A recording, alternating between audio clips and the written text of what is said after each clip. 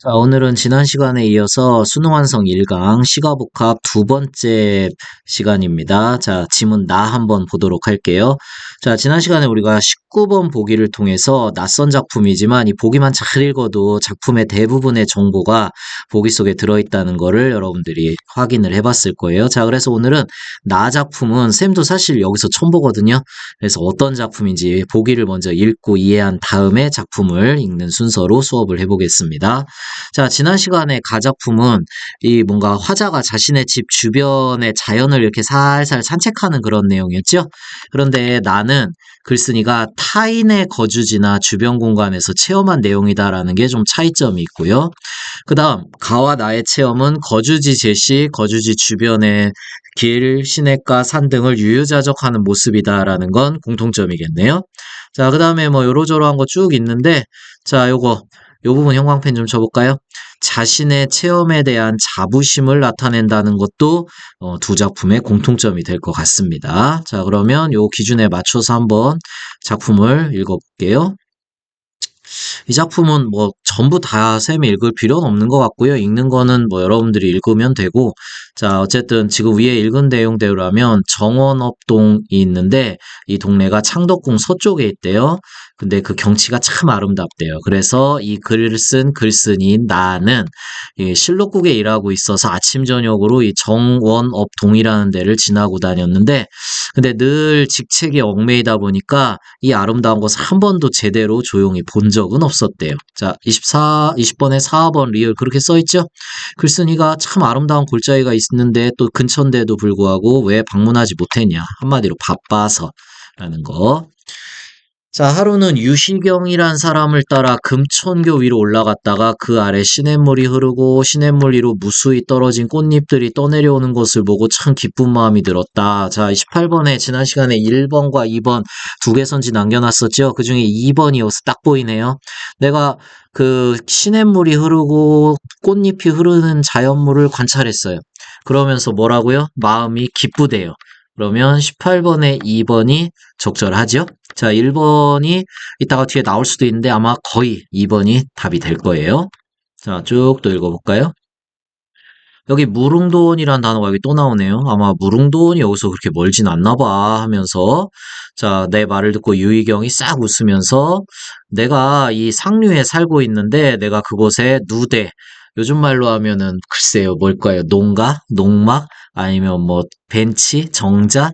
뭐 그런 거를 지어 놓았대요. 우리 같이 구경 가자 해서 나는 아주 기쁜 마음으로 그를 따라갔다. 100발자국쯤 올라가니까 경치 좋은 곳이 바로 그가 사는 곳이고 그 물가에 돌을 쌓아 누대를 지어 놓았다. 그러면 금천교에서 누대로 이렇게 지난 시간과 마찬가지로 공간이 이동한 거죠.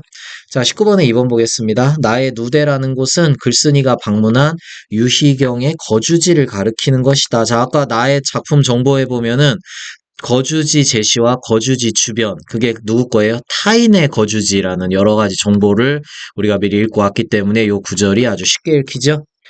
자, 글쓴이는 그 주변 공간에서 유희경과 함께 유유자적하는 모습을 보여주고 있다. 자, 좋습니다. 그 다음. 자, 이 누대에 이제 요렇게 복숭아 나무가 쭉 있는 모습 얘기한 다음에 그 나무에 떨어지는 꽃들이 붉은 비가 되어 물 위로 떠내려갔다. 우리가 봄에 벚꽃 이렇게 질 무렵에 그 벚꽃 아래 걸어간 벚꽃잎이 비처럼 막 쏟아지죠? 자, 여기 복숭아 꽃잎이 그런가 봐요. 그것을 보니까 개울이 한 폭의 비단을 펼친 듯 출렁출렁 춤을 추었다. 자, 여기서도 18번에 2번 보이죠? 직접적으로 관찰한 자연물에 대한 나의 감정을 드러내고 있어요. 자, 그다음 옛날 사람들이 일컫는 무릉도원이란 공간도 여기보다 낫진 않을 거야. 그러니까 무슨 말입니까? 무릉도원이라는 공간이 이상세계인데 이곳이 바로 그곳이다. 또는 이곳이 더 낫다. 이런 뜻이죠. 자, 그건 뭐겠습니까? 아까 19번에서 얘기한 이 자신의 체험에 대한 자부심. 자, 여기 체험에 대한 자부심을 드러낸다. 적절한 설명입니다. 자, 옛날에 유신이란 자가 신선을 만나 돌아오지 않았다고 하는데 당신이 바로 유신 아닙니까? 여기서 그대라는 게 누구겠어요? 바로 나를 이 자기가 살고 있는 곳에 초대한 이 누대의 주인인 유시경. 자기가 유시경 당신이 바로 옛날에 그 유신이라는 사람의 신선과 같은 모습이 아니냐. 자, 글쓴이는 아름다운 경치에 살아 유희경을 긍정적으로 평가하는 모습 보여주고 있습니다. 자, 여기 화살표 여러분들 책에서는 계속 이어보면 이제 어디로 이동했나요? 자, 누대를 들렀다가 이제 그 시냇가에 있는 물가에 자리를 펴고 앉았어요. 자, 이곳에 앉으니까 어때요? 마음이 깨끗해져요. 티끝 하나 묻지 않은 정신과 기운이 맑아지는 느낌이에요. 자, 그 다음에 이제 A로 묶여있는 부분 한번 보도록 하겠습니다. 그리고 나는 이곳의 경치를 보고 유희경을 새삼 다시 알게 되었다. 이물이 복잡한 도시에 가까이 있는데도 숲속에 깊숙이 있으니 마치 옛날에 은사, 여기서 은사는 숨어 사는 선비라는 뜻입니다.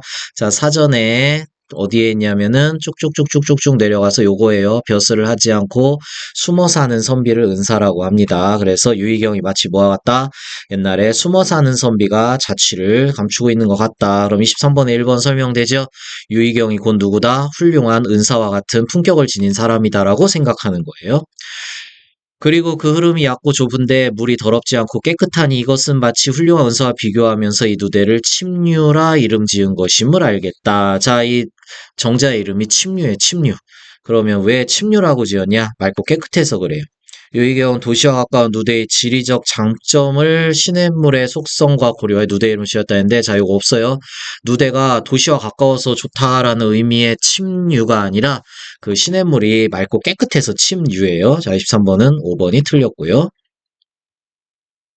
자, 나는 그에게 말했다. 깊숙이 근원을 쌓고 깨끗이 성품을 닦은 뒤 오로지 숨기는 것만을 최선을 삼지 말고 덕을 성취하는 데도 좀 힘쓰기 바라네.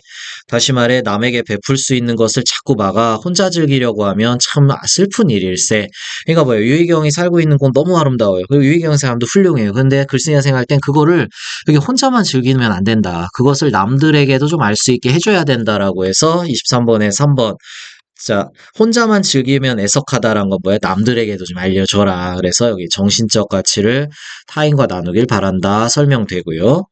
그 다음에 공자께서 말하기를 이라고 했으면 여러분들 1초 안에 딱 떠올라야죠. 성현의 말의 인용이군. 그래서 자신이 바람직하게 여기는 삶을 유희경에 권하는 거고 우리가 이런 걸 바로 교훈적 태도라고 합니다. 참고적으로 말하면. 자, 고전 시가에는 여러 가지 태도가 있는데요. 우리가 지난 시간에 자연 친화적 태도 배우지 않았습니까? 이 작품은 자연 친화도 있지만 이렇게 글쓴이가 독자에게 또는 자신의 앞에 있는 유시경에게 어떤 교훈을 주려는 의도도 있어요. 그래서 23번에 4번 공자의 말을 빌려 교훈을 주고 있고요. 자, 그 다음에 마지막. 그제서야 그는 기쁜 마음으로 바라보며 내 오늘에야 즐거울 바를 깨달았네. 이게 무슨 말이에요? 상대방이 너 이렇게 혼자만 즐기지 말고 남들에게 좀 알려 이러면 좀 어떻게 좀 기분 나쁠 수 있죠. 네가 뭔데 손님으로 와가지고 좋은 경치 보여줬는데 나한테 이래라 저래라 수 있는데 오히려 유희경은 내가 이제서야 비로소 이 세상을 어떻게 즐겁게 사는지 깨달았네 라는 건 거예요. 글쓴이의 조언을 긍정적으로 받아들이며 새로운 깨달음을 얻고 있는 모습인 거죠. 자, 그래서 25번의 답은 5번입니다. 자, 우리가 지난 시간에 18번에 1번과 2번 남겨놨는데 아까 2번이 곳곳에 있었으면 1번은 틀렸죠. 자, 이렇게 끝까지 다 읽어봤는데 색채 이미지를 대조하여 계절의 변화를 보여주는 내용은 지문에 나타나지 않았습니다. 그러면 18번의 답은 2번으로 확정 지으면 되겠네요.